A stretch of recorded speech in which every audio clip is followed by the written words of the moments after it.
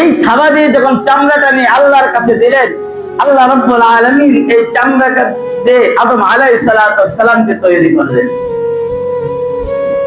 তাহলে আমাদের সকলের এই মাটি দিয়ে, আমাদের এই চামড়া দিয়ে তৈরি আদম আলাইহিস সালামকে, আর আদম আলাইহিস সালামের মাধ্যমে আমরা তৈরি। আর সেই এই পৃথিবীর সর্বপ্রথম যে খেলাটা যেখানে হয়েছিল, আল্লাহর দৃষ্টি যেখানে নিবদ্ধ হয়েছিল, সেই স্থানটাকে এই কাবা শরীফ নির্মাণ করা হয়েছে। এজন্য দেখবেন সমস্ত মানুষের একটা মাতৃভূমির জন্য মায়া, একটা ভালোবাসা থাকে। ঢাকায় যদি হাজারো গাড়ি গাড়ি করেন, দেখবেন নাতিপুতি সন্তানের সাথে গল্প করে ওই বাংলা বাড়ির কথা, ঠিক কিনা? আমাদের বাড়িটা এমন ছিল, এমন ছিল, আমাদের ঘর থেকে বৃষ্টি পড়তো, কিন্তু এই বড় বাড়ির কথা কিন্তু সে আলোচনা করে না। তার মায়া কিন্তু ওই গ্রামের সেই কাদা মাটি যুক্ত সেই গ্রাম, আর পথের সেই ধুলাবালি মিশ্রিত সেই যে ইতিহাস, খেলাধুলার ইতিহাস, তার কিন্তু সবসময় সে যা কিছু হোক না কেন, বড় অফিসার হোক না কেন, ওই গ্রামের সেই বন্ধুদের কথা, জন্মভূমির সেই মাটির কথা কেউ বলতে পারে না। পারে ভাই? সেখানে কেমন যেন হৃদয় একটা টান দেয়। সে যত সুখ শান্তিতে থাকুক না কেন, ওই সেই বাড়ির সেই কথা, জন্মভূমির কথা মনে আসে। এই জন্য আল্লাহ রাব্বুল আলামিন ওই যে প্রথম মাটিটা, সেখানে যে কাবা শরীফ নির্মাণ করালে, এই জন্য কাবার প্রতি সমস্ত মানব জাতির একটা ভালোবাসা, একটা মানে একটা আকুতি কান্না থাকে যে আমি কাবার কাছে যাব, কাবার কাছে গিয়ে আমি আল্লাহকে সালাম দিব, ঠিক কিনা? এই যে সর্বপ্রথম আদম আলাইহিস সালামকে মাটি দিয়ে তৈরি করার কারণে সমস্ত মুসলমান আর হিন্দু বলেন, সবার ভিতরে একটা কাবা নিয়ে কারো দ্বিমত থাকে না, কাবার দিকে তার একটা মায়া থাকে।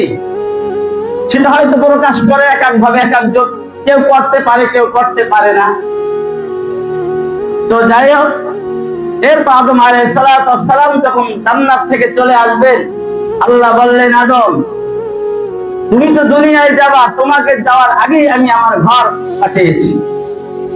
আল্লাহ রাব্বুল আলামিন ফেরেশতাদের মাধ্যমে একটা সর্বপ্রথম আল্লাহর যে রহমতের দৃষ্টি যেখানে পড়েছিল, ঠিক সেইখানে একটা সেই ঘর নির্মাণ করলেন। এটাই সর্বপ্রথম ঘর। আদম আলাইহিস সালাম আসার আগেও এই ঘরটা নির্মাণ করা হয়েছিল ইবাদতের জন্য। এখানে একটা বিষয় বুঝতে হবে, আল্লাহ তো পারতেন আদম আলাইহিস সালাম, হাওয়া আলাইহিস সালাম তারা দুনিয়ায় আসবেন, তারা বসবাস করবেন, সর্বপ্রথম তাদের একটা ঘর তৈরি করি এসে এখানে বসে আল্লাহ বিল্লাহ করবেন, পারতেন না? কিন্তু কেন সর্বপ্রথম ইবাদতের ঘর তৈরি করলেন? আমার বন্ধুরা, এখানেই বুঝতে হবে, আদম সন্তান এই দুনিয়ায় বসবাস করার জন্য আসে নাই। আদম সন্তান দুনিয়ার লালসার জন্য আসে নাই, নাজ নিয়ামত ভোগ করার জন্য আসে নাই।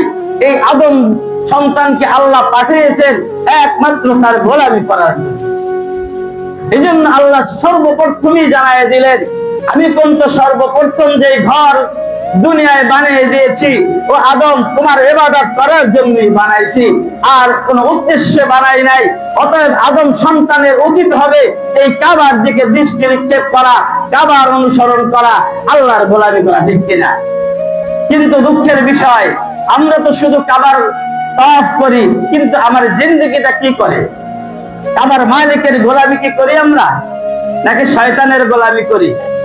একটু নিজের দিকে তাকায় দেখি, আমার হাত কার কথা শুনছে, কার বন্দেগী করছে, আমার পা কার কথা মতন চলছে, আমার চোখ কার কথা মতন চলছে, আমার পুরা দেহ, আমার মন মস্তিষ্ক কার হুকুম মানছে?